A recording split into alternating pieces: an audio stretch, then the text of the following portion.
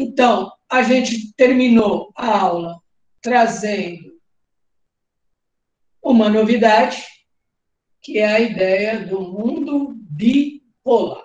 Então, na aula de hoje, a gente vai meio que introduzir isso. Você, como meu aluno, a gente falou disso pra caramba no oitavo, no nono ano, né? Guerra Fria. Você teve no nono ano com o Renato, putz, acho que foi quase um livro inteiro falando do mundo bipolar. Então, você está bem escaldado disso, né? Você está bem pronto para se discutir o mundo bipolar, né? O mundo bipolar, ele trabalha com a seguinte ordem, que você tem dois grandes países no mundo, duas grandes potências no mundo, né? Então, quando você pensa nessas duas grandes potências, você está falando de Estados Unidos da América e você está falando de União Soviética. Opa. Soviética. Então, vamos apresentar os rivais, porque aqui a gente está falando de rivais mesmo, tá? A gente está falando de treta feia. Tão feia que essa brincadeira deles ganhou um nome. A famosa Guerra Fria. Porque esse seu verde tá horrível, hein? Desculpa aí.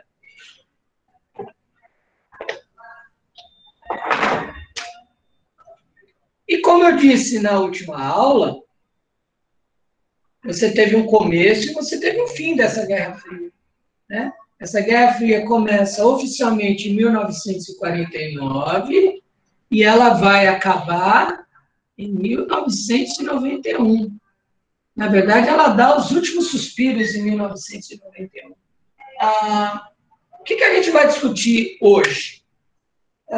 Mais ou menos, por que ela começou, por que são esses países, por que essa data, o que aconteceu. E se der tempo, eu já te dou um spoiler do final disso daqui, né? O conteúdo que vem na sequência é justamente globalização, que você vai discutir no futuro próximo, que seus coleguinhas já vão discutir na semana que vem no livro novo deles. Tá? Então, a partir de 92, você tem um conceito novo de ordens mundiais. Você tem uma ideia de um mundo global, abraçando todas as culturas, todo mundo junto, sem fronteiras, né? Todos com acesso à informação, utilizando riquezas. O mundo mudou a partir de 1992 para melhor, você sabe melhor do que eu, não é verdade? Mas o assunto não é esse, o assunto é a Guerra Fria. Então, antes de mais nada, não dá para começar essa aula opondo esses dois países, achando que é só isso. Tá, Estados Unidos e União Soviética, eles se odeiam. Não, a questão do mundo bipolar e a questão da Guerra Fria, que a gente está falando de sistemas econômicos. Eu estou falando dos Estados Unidos liderando o mundo liberal. Eu estou falando de União Soviética, com o tal do comunismo. E quando a gente fala de comunismo, né? Todos somos iguais.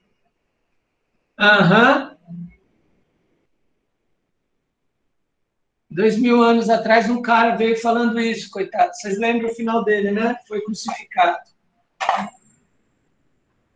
E aqui eu já falei, né, várias vezes do porquê do comunismo, né? A gente já estudou no primeiro ano Karl Marx, a gente sabe muito bem o que é o comunismo, diferentemente de muitos aí no Brasil que não sabem o que é e bravar, você é um comunista como se isso fosse uma ofensa. Eu e meus alunos, nós estudamos, a gente sabe o que é isso. A gente sabe, né? A gente sabe que isso na cabeça do Karl Marx, no século XIX, é real. Né? E se todos somos iguais, você não tem um Estado, por exemplo. Como é que a gente fala de União Soviética e a gente lembra do Stalin, por exemplo, 30 anos no poder, né? 30 anos no poder. Se o cara fica 30 anos no poder, a União Soviética foi comunista nem aqui nem na China. E a gente já discutiu. Por isso, eu, enquanto professor, colocarei comunismo entre aspas. Porque isso foi outra coisa. Comunismo não foi. Mas não foi mesmo. Assim como a China, República Popular da China, está escrito lá, China é comunista, mas se aquilo é comunismo, meu Deus do céu.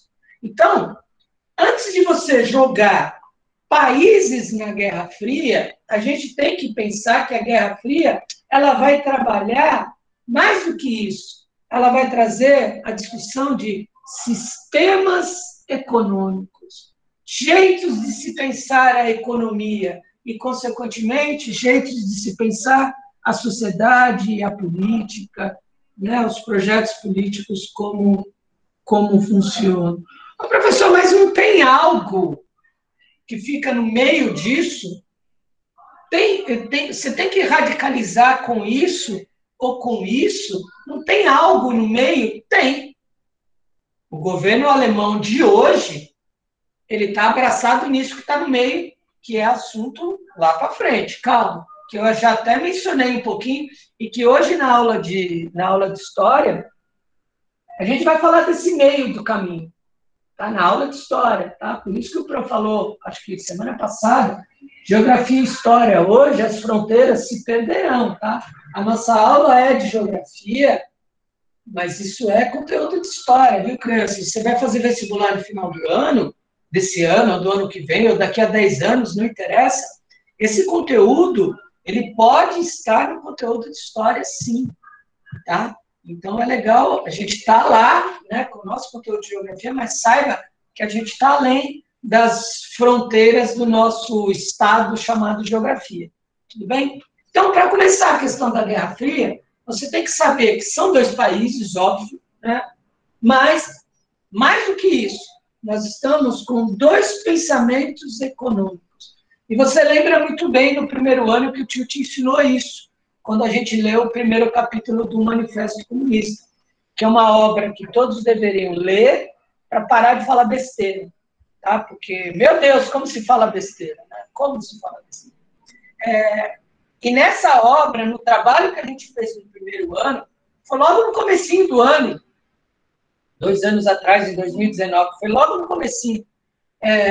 Você lembra muito bem que o Marx dizia que o comunismo era uma evolução do capitalismo. Lembra que o Pro colocou uma setinha? Uma linha do tempo? Qual que era a linha do tempo do Marx? Era pré-história, absolutismo, né, o poder do rei, capitalismo, socialismo e o final, coitadinho do Marx iludido, né, na evolução do pensamento econômico do planeta Terra, o final da linha seria o comunismo. Iludido o Marx, né, coitado. Mas era a análise que ele fazia no século XIX, você viu muito bem, porque você já sabe quem ganhou a Guerra Fria, né? Você já sabe quem ganhou. Mas antes de chegar no nome Guerra Fria, vamos chegar no ano. Por que vários livros trazem 1949 como final, como começo da Guerra Fria? Para isso, a gente tem que voltar em 1945. Viu que o Prof falou que é história, geografia, sociologia, tudo junto hoje, nas próximas aulas? Por que 1945? Porque você tem o fim... Professor, esse vermelho está uma bosta, hein? Vamos lá, agora vai. Estou gravando? Estou gravando. Ah, Pro, melhorou muito. Ah, melhorou, vai. Você tem o fim da Segunda Guerra Mundial. E esse fim da Segunda Guerra Mundial, ele é muito emblemático, né? Se você não lembra disso no nono ano, a gente vai ver isso em história agora, mas a gente já vai dar um spoilerzinho, né? A Segunda Guerra Mundial, a gente chega em 1945 com a Segunda Guerra Mundial com dois cenários de guerra, né? A guerra na Europa, Inglaterra versus Alemanha, França versus Alemanha. Aí, o que estava sobrando dos Estados Unidos aparecendo lá, certo? porque isso a gente vai discutir na aula de história. E você tinha a guerra no Pacífico, né, no Oceano Pacífico mesmo, nas ilhas, entre Japão e Estados Unidos. Né, o bicho pegando. Não esquecer da União Soviética também, que a União Soviética está do lado dos aliados, ó. Estão lutando juntas em 1946. Não é bonito? Né? O fascismo é algo tão terrível, né? O fascismo e o nazismo, eles são tão terríveis que eles conseguiram unir, bota aspas aí, tá? Dois pensamentos econômicos nada a ver. Não é louco isso? Não é lindo? Coisa de Deus, quase. Né? União Soviética e Estados Unidos estão do mesmo lado. Lutando no mesmo campo de batalha? Não. Né? A União Soviética Norte, Sul, Leste está lá discutindo no leste, os Estados Unidos estão com a sua maior parte da tropa no Oceano Pacífico, ali com o Japão, e no oeste você tem a Inglaterra, a França, e os Estados Unidos um pouquinho ali, né? Porque o norte dos Estados Unidos é lá no Pacífico. Então, só para a gente dar o contexto da Segunda Guerra, porque você não teve, a gente está nos anos 30 em história ainda, mas só para dar o contexto, você sabe que o Hitler, ele como fascista, né, como nazista, o Hitler, e essa é a diferença do nazismo para o fascismo, né? O fascismo, ele se intitula o melhor do que todos, blá, blá, blá, mas ele não elege inimigos, né? Os inimigos são os outros. O nazismo não, né? O nazismo, ele deixa lá na cartilha do Hitler, desde 1924, ele deixa bem claro quem são os inimigos. Judeus, comunistas e capitalistas. Por incrível que pareça, viu? Tá? E como ele deixa bem claro que ele odeia os comunistas, ele vai invadir a União Soviética nos anos 40. Né? Ele vai invadir, com certeza o Hitler não leu nada sobre Napoleão Bonaparte, né? Não percebeu que isso é uma mancada, e a partir do momento que o Hitler invade a União Soviética, ele vai perder a guerra. Você já sabe disso. E aí o que acontece? Em abril de 45, a União Soviética está em Berlim, que foi a contrapartida, né? Quem chega primeiro? Berlim é a capital da Alemanha, né, criança? Eu acho que esses dados todo mundo a gente sabe, né? Então, estou falando de coisa, eu estou brincando de Hobsbawm, né? Eu estou falando das coisas que todo mundo já sabe, né? Você já sabe disso. A invasão alemã à União Soviética dá errado, né? Você sabe disso, a gente vai se aprofundar disso quando chegar na aula de história, já na semana que vem. E aí, quando o exército alemão é expelido da União Soviética, o que o exército do Stalin faz? Uai, já expulsamos eles? Vamos para Berlim. Então você tem, então pense isso aqui no mapa. Aqui é a Alemanha no mapa. Aqui é a União Soviética. Aqui é a França. Aqui é a Inglaterra. Então você tem a guerra na Europa dividida em duas frentes. Você tem a guerra na frente leste e você tem a guerra na frente oeste. Certo? Esse aqui é o grande erro do Hitler. Mas é o grande erro. Porque ele odiava o mundo comunista mesmo. Ele falou, eu vou apagar o comunismo da face da Terra. Né? E aí, qual é a grande mancada? Ele divide o exército dele, vai para a União Soviética em 43, e aí é o começo do fim. Porque você já sabe muito bem, porque você já estudou Napoleão comprou, você sabe que a União Soviética ela tem um aliado que é quase intransponível, que é o tal do frio, né, cara? E não é um friozinho de 15 graus, né? Não são os 18 graus de hoje de manhã. Olha, hoje estava muito frio. 18 graus, criança, se liga, né? Frio onde isso? Olha, põe o casaco. Não, frio é 25 negativo. 30, 40, 50. E nesse cenário, o que acontece? A União Soviética repele os alemães, expulsam do território. E aí o pessoal chega no Stalin e fala, pô, a gente é um exército de 6 milhões de pessoas. Vamos dar pau nos caras? Vamos chegar na Alemanha? Aqui é a mesma coisa. Vamos chegar na Alemanha. Só que são os soviéticos que alcançam Berlim primeiro.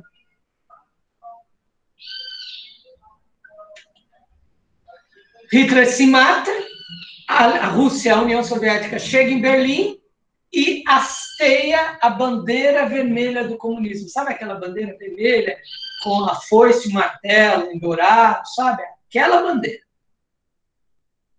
E os aliados da Frente Oeste vão chegar em Berlim 3 semanas depois, 2 semanas depois da União Soviética. Então, os aliados ganharam a guerra, mas quem chegou primeiro foi a União Soviética. Nessa brincadeira de qual é o melhor sistema, Hitler deu um tiro na cabeça, oficialmente falando, não porque os aliados chegaram em Berlim, mas porque a União Soviética chegou em Berlim primeiro. Certo? Se você é leigo, você fala, nossa, o exército soviético, então, é muito melhor do que os outros exércitos? Eu não falei isso. Você falou isso? Eu não falei. A única coisa que eu estou falando é que eles chegaram primeiro em Berlim. Você duvida de mim, vai ver filme, vai ver fotos, tem um monte disso. Certo? Essa turminha chegou depois. Bom, não é de se espantar que em agosto de 45, deixa eu ver como é que eu estou com o tempo aqui. É a segunda aula. O que acontece em agosto de 45? Você tem Hiroshima. Ixi, como é que escreve? Ih, deu branco. Hiroshima e Nagasaki. Nagasaki. O que é Hiroshima e Nagasaki? Pelo amor de Deus, né? Bombas atômicas. Você não precisa do PRO para saber isso. Que foram lançadas por quem? Pelos Estados Unidos da América. Onde? No Japão. Hoje, essa discussão está até velha, é isso que eu vou falar agora. Hoje, na maioria dos analistas que se tem, né, que se discutem, sabem muito bem que essas bombas foram desnecessárias. Os aliados já tinham conquistado a Europa, os aliados se juntariam para derrotar o Japão. Né? O Japão já estava em frangalhos. É que o Japão não se rendeu antes, porque o Japão tinha aquela máxima de a gente não se rende, a gente é melhor do que os outros. A gente já falou o quanto o Japão foi terrível até as bombas atômicas. A gente já falou disso quando estudou China. Tá? E o povo passando fome, e os generais japoneses querendo a guerra. Enfim, os Estados Unidos invadiriam o Japão, os Estados Unidos vão ganhar do Japão, e isso acabou. Pode ser que não em 45, mas em 46 e em 47. Então, hoje a discussão é, as bombas não são necessárias. As bombas atômicas, né, não são necessárias, mas elas foram lançadas. E você vai entender o meu argumento a respeito dessa data aqui. A justificativa, por exemplo, o comandante lá do avião que jogou a bomba em Hiroshima, a gente vai ver documentário sobre isso, inclusive, no futuro próximo. Esse comandante disse o seguinte, ó, a gente jogou a bomba para evitar que 1 milhão de norte-americanos morressem, que teriam morrido se os Estados Unidos invadissem o Japão naquela altura do campeonato. Então, a gente lançou a bomba no dia 6 de agosto de 1945, às 8h15 da manhã, para evitar a morte de 1 milhão de norte-americanos soldados quando invadissem o Japão, de fato. Esses números hoje são completamente questionáveis e questionados porque o Japão não tinha como repelir a invasão norte-americana. Não tem. O japonês comum está morrendo de fome, não tem arroz no Japão. Tá? Então, me desculpa, esse número é superestimado. Tá? Você não vai morrer 1 milhão. Tá? O fato é, e a discussão faz muito sentido, que quando os Estados Unidos jogam uma bomba no Japão, talvez eles não estejam querendo acabar com o Japão como acabaram. Talvez, quem sabe, todavia, contudo, o recado norte-americano esteja sendo dado para quem? Ó, Vocês ganharam lá em Berlim, né? Vocês chegaram, botaram a bandeira. Tá bom, ó, vocês são bons, né? Mas olha o que a gente tem que vocês não têm. Por que eu estou falando isso? Qual é o marco em 1949? Por que a Guerra Fria oficialmente começa em 49? Porque a União Soviética, União das Repúblicas Socialistas Soviéticas, conseguem finalmente ter a sua primeira bomba atômica. Esse é o marco em 49. Então, teriam os Estados Unidos mandado um recado para a União Soviética?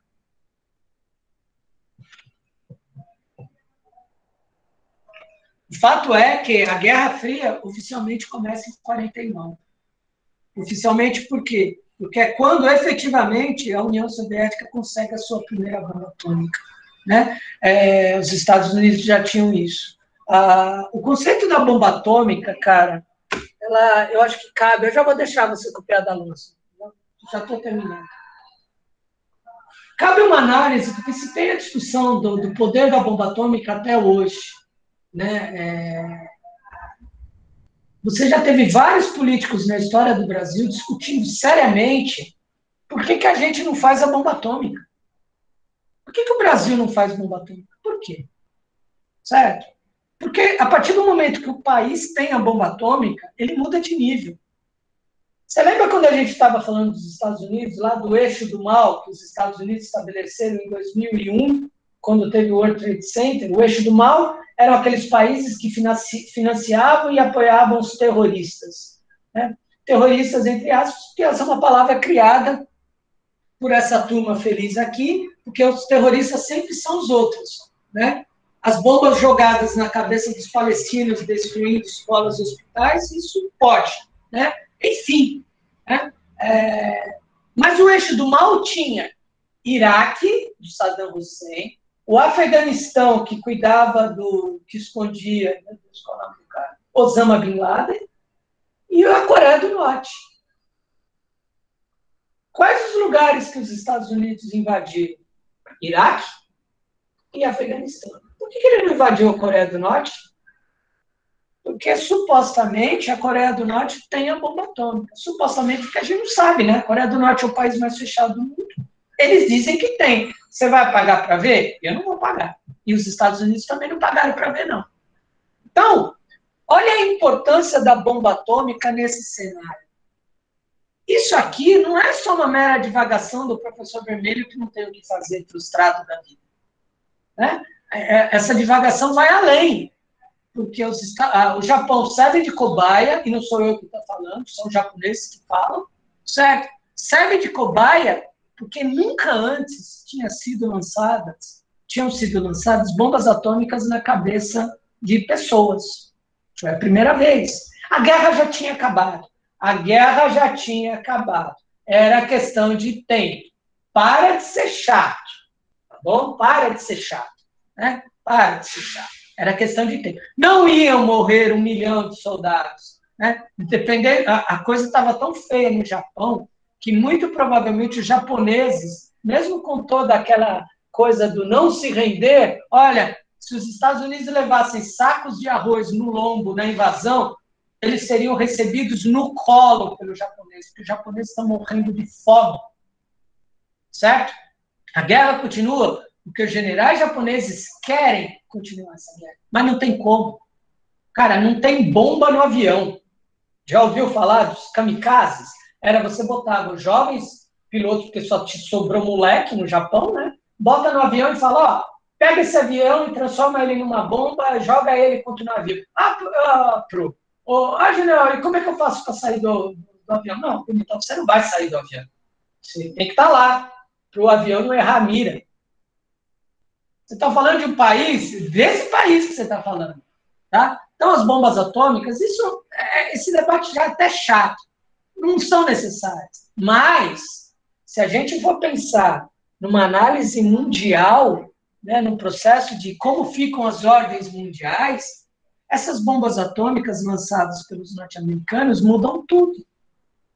Mudam tudo. Sim, a União Soviética tem um exército que pode chegar a 10 milhões de pessoas. É um baita de um exército, você concorda com isso? Poderosíssimo até hoje, gigantesco. Mas nós temos a bomba atômica. E vocês viram que ela fez em Hiroshima, né?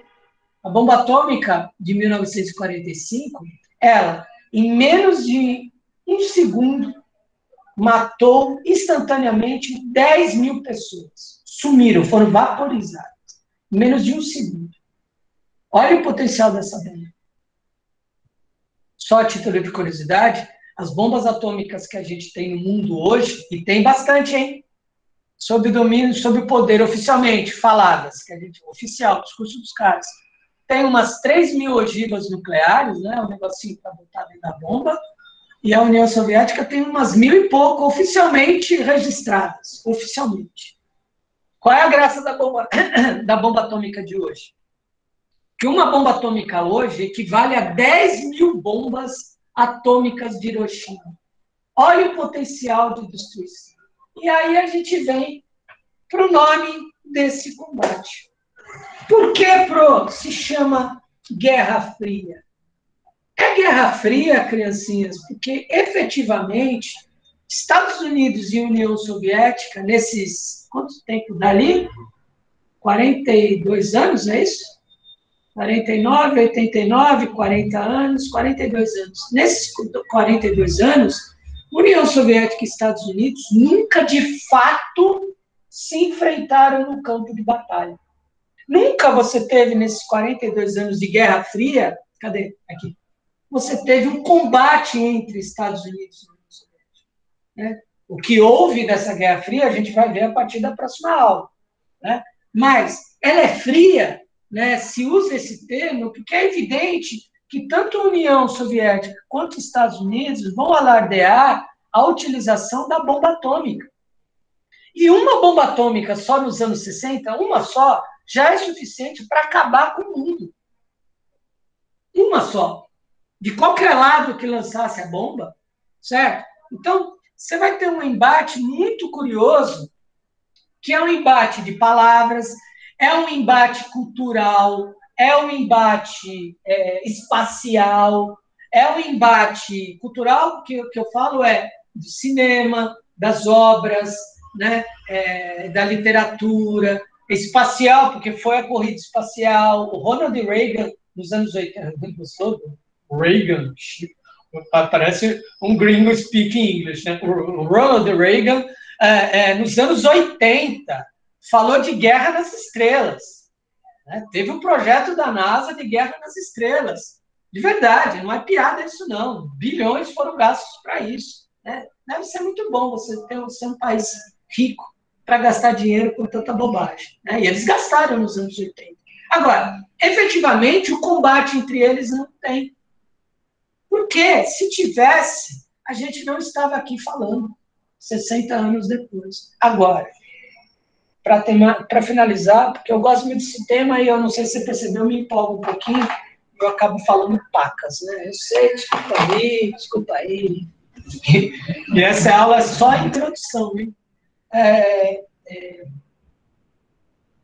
O que você vai ter é Estados Unidos e União Soviética instigando lados, para concluir a aula. Você terá o bloquinho que vai seguir os Estados Unidos, inclusive o Brasil, e você vai ter o bloquinho que vai seguir a União Soviética. Você já sabe que a China até tenta, lembra? Só que aí, né, dois bicudos não se bicam, não se falam, não se veem. Né? A China saiu desse bloco, ficou um bloco lá. A Iugoslávia também vai ser comunista, mas a Iugoslávia não vai fazer parte desse bloco. Tá? A Iugoslávia vai ficar no meio de caminho. A China vai se aproximar dos Estados Unidos, a gente já falou disso. Tá? Então, a Guerra Fria ela tem esse nome porque ela não tem um combate de fato entre essas duas forças. Porque se tivesse, a gente não estava aqui para contar a história. Tá? É muito interessante a Guerra Fria para se discutir. Tá? Cai em vestibular, qualquer vestibular bom, vestibular ruim, cai tudo sobre isso. Tá? Enfim, copia aí Tá? Essa é a introdução. Na próxima aula de geografia, a gente vai falar como é que se desenvolve o conceito da Guerra Fria. Né? Quais serão os embates? Por que será a Guerra Fria? Tá? Como é que se utiliza esse termo? Agora, essa nossa aula, eu acho que ela é muito importante na questão do contexto. Tá? Essa personagem aqui, ela é fundamental. Né? E para pensar na cama, né?